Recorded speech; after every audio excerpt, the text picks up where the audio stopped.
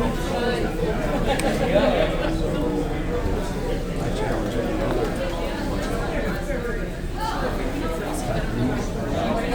won 355 editions.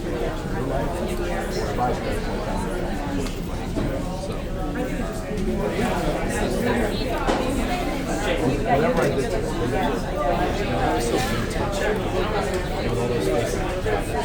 So I just spent my time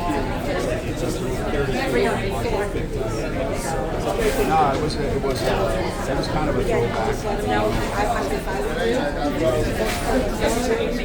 There were times Alright, so 10 minutes, like 5 minutes, like 5 minutes guys, 5 minutes. Really, really loud. First of all, there's no surprise. As you said, you gotta say 5 minutes. Just say, hey folks, hey, 5 more minutes to cover. 5 more minutes to cover. I'll do it twice. So that everybody say it loud, so everybody hears. Okay, and then it's surprise. Okay? Alright, just do that, you'll be all could set. happen with those other teams. That was It's certainly all set, you got it. Got it. these guys were Easy SID. It's all good. these last two games were really good. Wow. I'm sorry.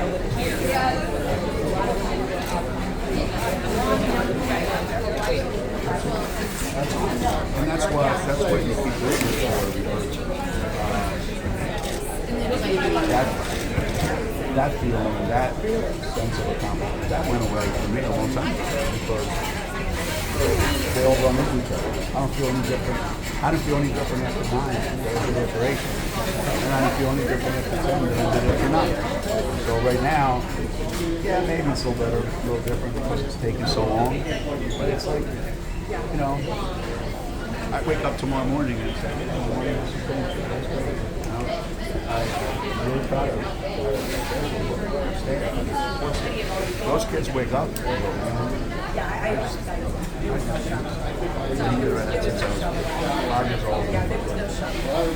Geno, I want to ask you a question. I know 50 years ago, John Wooden won his 10th national championship, so I'm trying to bring you back to the fountain of youth here a little bit.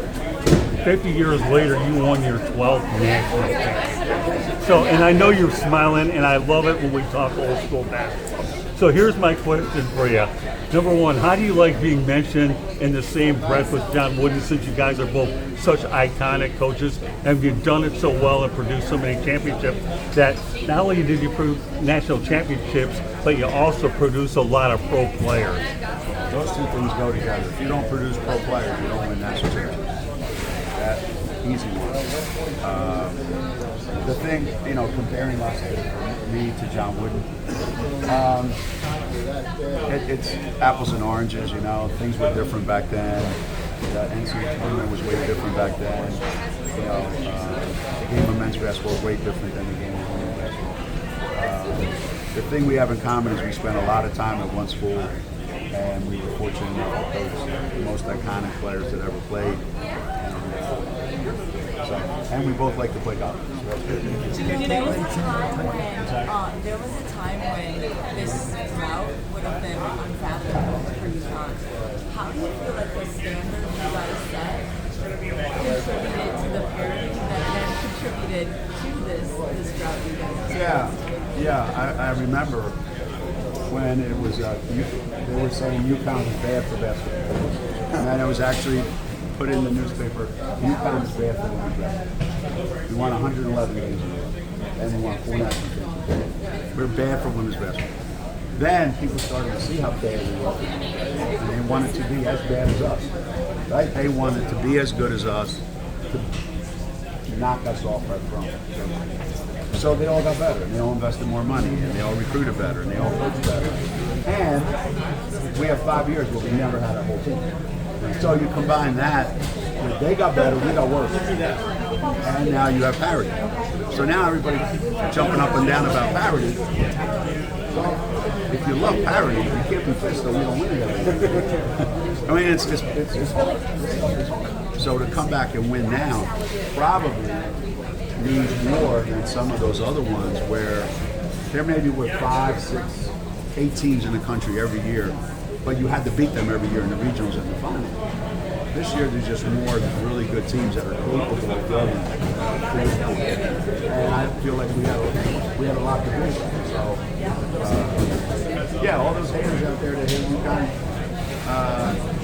keep hating us and you'll keep getting better. On page, most programs there will be this question of how do you go about replacing a player like Paige? Well, you guys are a little bit different, right? We talked about the Trinity and how important that was for winning the national championship. You just did that in this way. Two parts to it. One, how do you figure out how to replace Paige on next year's roster? And just related to it, Paige is going to face some questions to figure out what her next move is going to be at a time the players are empowered by players you played for years. And how would you advise her about sort of figuring out this next few days? Well, the next few days, she's already said I'm going to the draft. Right. So the next few days for her are just her and her agent talking about what's coming next. She probably knows who's drafting her unless something happens. She knows she's going to be somewhere in the WNBA next year. She knows she's got her hands full because it's not going to be like college, right? And she also knows that there's a whole other life out there that she hasn't experienced yet. My advice is going to be the exact same thing that I've been saying for the last 4 years because she's been living the life of a professional basketball player for the last 5 years. Because of not And once she was in other sports, she has a professional basketball mentality. I get paid a great deal of money, and my body has to be right so I can prove that I deserve that money. I want to win games so that I prove that I am good enough that you should invest in me. So she's been a pro for basically the last 5 years. And so now it's become a job. So now she's going to work. Here, there was still a fun element to this. There was still a semblance of, what's the word, innocence to this. Next year, there is none of that. That's all gone. Now it's just professional sports. That's a whole new world. You don't. People say, how do you replace school? You didn't. Right. How do you replace any great player that's won a championship? You don't.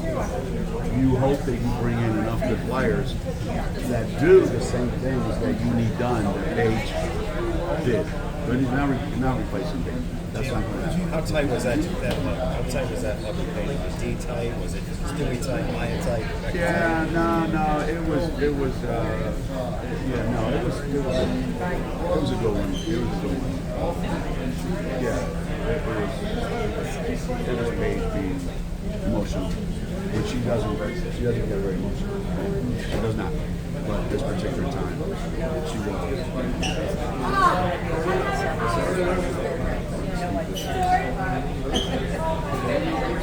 It's hard when it's over.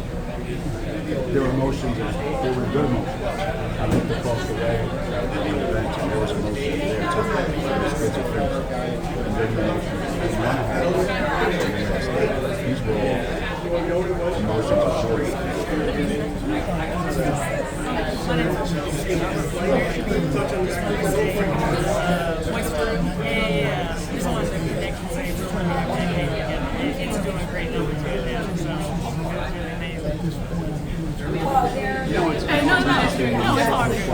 and people hate when you compare girls in high school for what they could be. And they also probably don't like if you compare a women's player to a men's player. So they say, well, why don't you compare it to a women's player? Well, when I said that's great. I couldn't think of a women's player. So I said, she's Charlie Clark. I said, this kid's great on her feet, great hand. She knows the game. She competes. She plays passionately every game. It's really hard to shoot that. But I just think when you have a kid who's that young, who knows the game so well. Guys, 5 minutes left with Coach. 5. Has the ability to, no matter what situation she's in on the court, no matter what part of the court, no matter what it calls for, she has the ability to do it. And that's very rare. And professional basketball, which has a mentality. I like it. Hold on, you already asked me.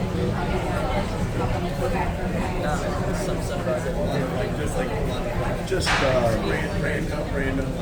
it's funny because they actually we're different than the movement because now we're talking about not necessarily hey what do you have to do to get better, where we're going after this game, and what we have to do next year to be better. It was more about how did you feel going into tonight's game? When did you know that this was going to happen? Did you know it was going to happen? We talked about the scenarios leading up to this game because last year, leading up to the Iowa game, we had a different mindset. And this year, it was all where it needed to be, and that's maybe why seeing Easy played the way they played. They probably just had a meeting and said, let's play like Sarah. When in the past, like WNBA, the players being drafted, have GMs, coaches reached out to you in the past, and have you talked to the Wings about the draft? No, I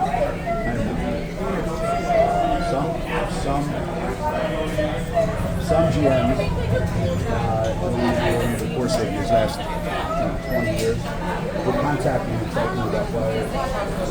Coaches will as well. They'll come to practice, they'll come to games, struck up a relationship with them. And some can pick them out of the lineup and they draft my players and they even the other pick. So I know that good record. You know, it's been 3,200 days since you last won the national title.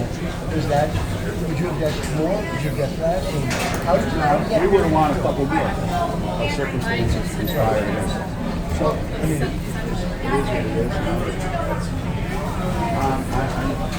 The only time I look back is when I want to fix whatever mistakes I made. Other than that, out of those those championships, losing those didn't bother me that much. When we have our full team. If we'd have lost this one with our whole team, that would bother me tremendously.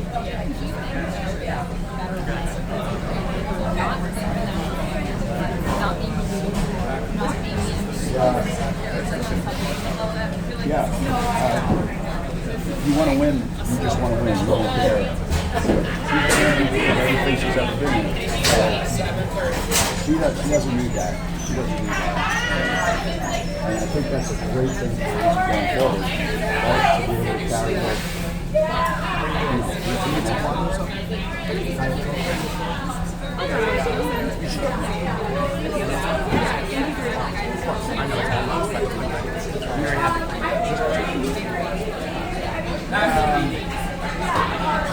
nothing more than any other team except after the South Carolina game, we got back.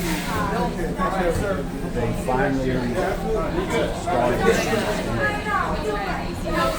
Why would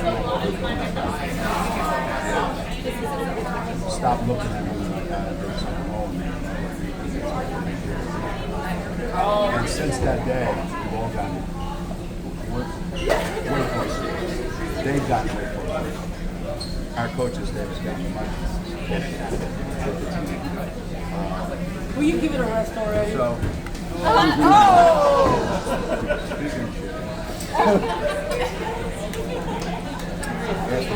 they asked when was the last time I had that kind of emotion. All right, yeah, you will be around? Yeah.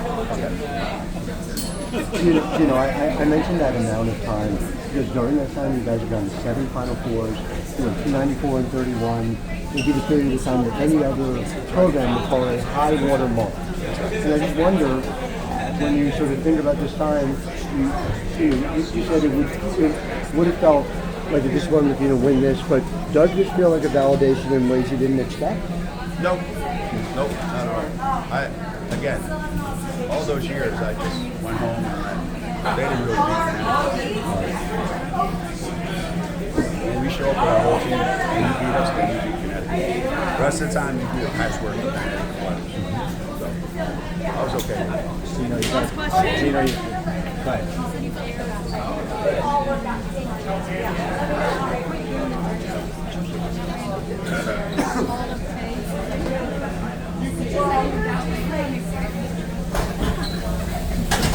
Listen, all day long, all I kept saying, what am I, how am I going to handle this?